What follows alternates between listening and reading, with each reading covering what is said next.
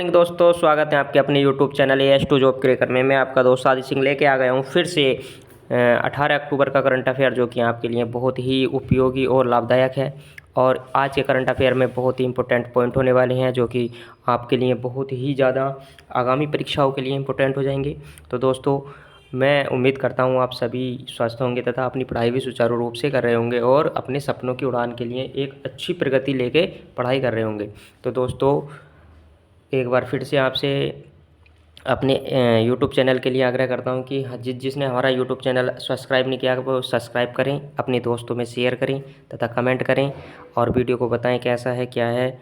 और हर वीडियो को देखते हुए चलिए, नोट्स बनाते हुए चलिए। ठीक है दोस्तों, current affair is very very important for all exam. ठीक है दोस्तों, तो आइए देर न करते हुए शुरुआत करते हैं अपने पहले क्वेश्चन से। पहला क्वेश्चन है करंट अफेयर का, जो कि 18 अक्टूबर का है। तो दोस्तों, पहला क्वेश्चन हो जाएगा द्विपक्षीय नौसैनिक अभ्यास समुद्र शक्ति 2025 भारत और किस देश के बीच आयोजित हुआ। तो दोस्तों, जो द्विपक्षीय नौसेना अभ्यास है, जो कि समुद्र शक्ति, तो वो भारत और किसके साथ हुआ। तो दोस्तों, वो हुआ है हमारा इंडोनेशिया के साथ, यानी पहले का D answer is right answer. ठीक है दोस्तों, आइए देख लेते हैं इसके थोड़े से point is very very important point हो जाएंगे। द्विपक्षीय नौसैनिक अभ्यास समुद्र शक्ति 2025 शामिल देश हो जाएंगे भारत और इंडोनेशिया। आयोजन स्थल हो जाएगा विशाखापत्तनम में और तिथि हो जाएगी 14 से 17 अक्टूबर तक ये चला है दोस्तों। संस्करण हो जाएगा आपका 5वां। शामिल जहाज हो जाएंगे INS करवती, और जो कि भारत का, और KRI जॉन ली युद्धपोत, ये इंडोनेशिया का। ठीक है दोस्तों, वेरी वेरी इंपॉर्टेंट हैं ये दोनों जहाज़ के बारे में आप लिखते चलेंगे। ठीक है, आइए चलते हैं question number 2। Question number 2 is very very important. Question number 2 कहता है अक्टूबर 2025 में किस कंपनी को मिनी रत्न का दर्जा प्रदान किया गया है। तो किसे मिनी रत्न का दर्जा प्रदान किया गया दोस्तों अक्टूबर 2025 में। तो वो प्रदान किया गया है हिंदू शिपयार्ड को मिनी रत्न का दर्जा प्राप्त किया गया, प्रदान किया गया। ठीक है दोस्तों, 2 का D answer is right answer. ठीक है दोस्तों, आइए चलते हैं क्वेश्चन 2 के कुछ पॉइंटों पर, जो कि बहुत मोस्ट इम्पोर्टेंट है। हिंदुस्तान शिपयार्ड लिमिटेड को मिनी रत्न का दर्जा दिया गया है क्योंकि इसने लगभग 40 वर्षों के बाद पहली बार सकारात्मक निवल मूल्य हासिल किया है। ठीक है दोस्तों, पॉजिटिव नेटवर्थ। ठीक है दोस्तों, यह दर्जा कंपनी को सरकारी नियंत्रण से अधिक स्वायत्तता देता है और इसे निवेश करने व त्वरित निर्णय लेने की शक्ति प्रदान करता है, जिससे इसकी कार्य क्षमता में सुधार होगा। ठीक है दोस्तों, ये इसके कार्य होंगे।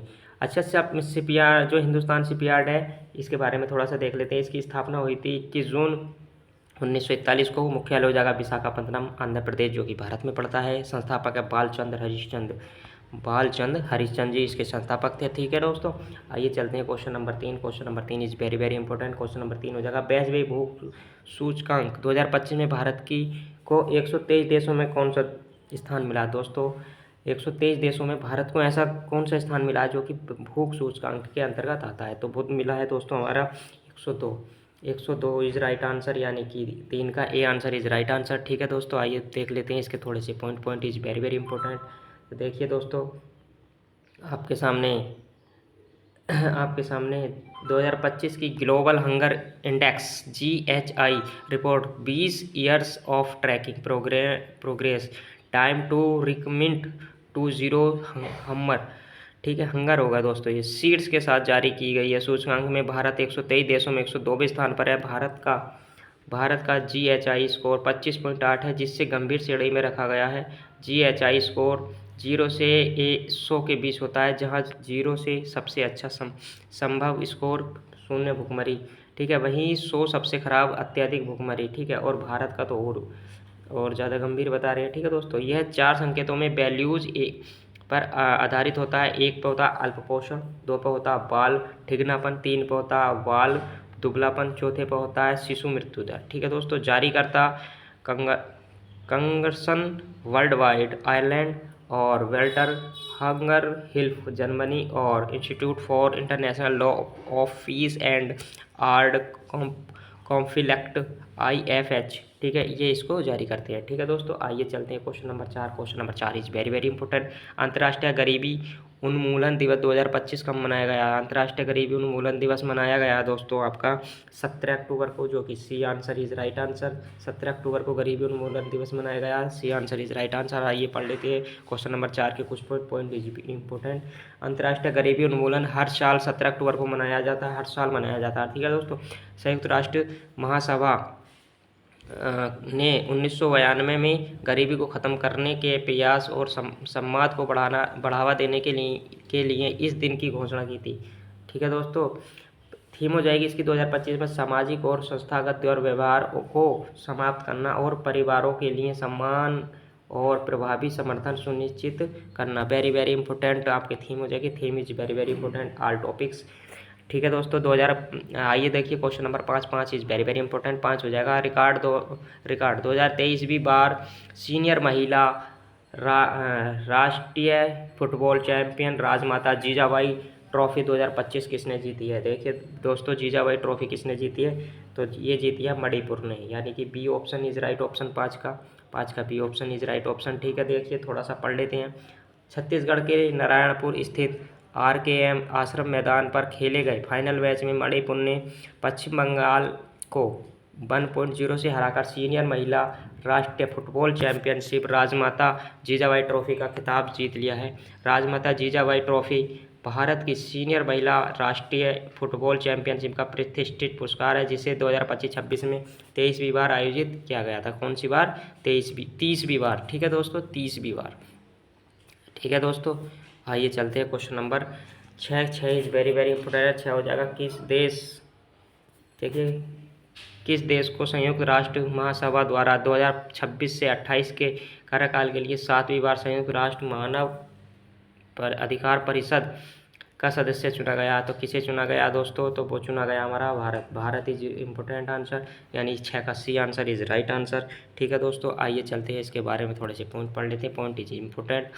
वर्ष 2026 से 28 के लिए भारत को संयुक्त राष्ट्र की मानव अधिकार परिषद UNHRC के में बिना किसी विरोध के सदस्य चुना गया है।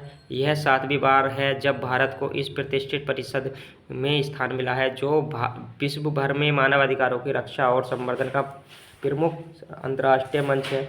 भारत के स्थायी प्रतिनिधि पी हरीश संयुक्त राष्ट्र में भारत का प्रतिनिधित्व कर रहे हैं। कौन कर रहे हैं प्रतिनिधित्व?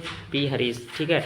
आइए बात कर लेते हैं संयुक्त राष्ट्र मानव अधिकार परिषद की। तो इसकी स्थापना 2006 में हुई थी। कुल सदस्य 47 हैं, जिनका कार्यकाल 3 वर्ष का होता है। इनका कार्यकाल कितने वर्ष का होता है? 3 वर्ष का। कुल सदस्य हो जाएंगे 47, ठीक है दोस्तों। आइए 7 is very very important. Question number 7 हो जाएगा। अक्टूबर 2025 में भारत और किस देश की नौसेना के बीच पहला द्विपक्षीय नौसेना अभ्यास IN-ROKEN आयोजित हुआ था? तो किस देश के बीच हुआ था? तो दक्षिण कोरिया, यानी 7 का D answer is right answer. आइए चलते हैं इसके बारे में थोड़ा सा पॉइंट पढ़ लेते हैं। Point is very very important. द्विपक्षीय नौसेना अभ्यास IN-ROKEN, इसका मतलब हो जाएगा IN का मतलब India Republic of Korea navy bilateral exercise, ठीक है। आइए देखते हैं थोड़ा सा और। देश भारत और दक्षिण कोरिया के बीच हुआ है। आयोजन स्थल दक्षिण कोरिया के बसान नौसैनिक बंदरगाह पे हुआ है, ठीक है। आयोजन की बात करें तो अभ्यास की संरचना यह 2 चरणों में हार्बर यानी तट आधारित और सी समुद्र चरण में, यानी तट पे भी हुआ है और समुद्र में भी। पहला संस्करण कौन सा था? ये पहला संस्करण था। शामिल जहाज हो जाएंगे INS सह्याद्री जो कि भारत का था, और दक्षिण कोरिया का रॉकेस ग्योननम। उद्देश्य दोनों नौसेनाओं के बीच संचालियता, विश्वास एवं समझ को बढ़ावा देना, ठीक है। ये इसके उद्देश्य हो जाएंगे। आइए चलते हैं question number 8। Question number 8 is very very important. तो क्वेश्चन नंबर 8 हो जाएगा। अक्टूबर 2025 में की गई भारत की पहली DNA आधारित हाथी गणना के अनुसार देश में हाथियों की संख्या कितनी दर्ज की गई है? तो कितनी दर्ज की गई है? तो B option is right option, यानी 22,446 इज राइट ऑप्शन, ठीक है दोस्तों।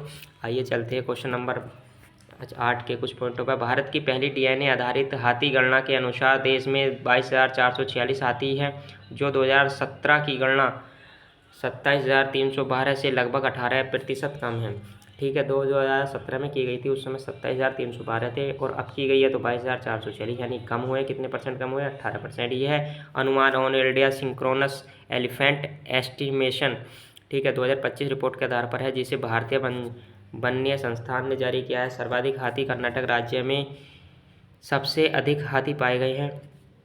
ठीक है, अन्य क्षेत्रों में पश्चिम घाट में 11,934 हाथी, उत्तर पूर्वी पहाड़ और ब्रह्मपुत्र समतल में 6,559 हाथी, शिवालिक व गंगा मैदानी क्षेत्र में 2,062 हाथी और मध्य भारत व पूर्वी घाट में 1,891 हाथी हैं। ठीक है दोस्तों, उम्मीद करता हूँ आप सभी को क्लास अच्छी लग रही होगी। अच्छी लग रही हो तो लाइक करें, शेयर करें, कमेंट करें, अपने दोस्तों से चैनल को सब्सक्राइब करें। Question number 9 is very important.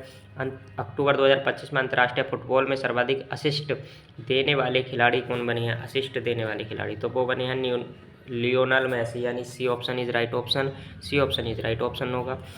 आइए देख लेते हैं इसके पॉइंट इज वेरी इंपॉर्टेंट।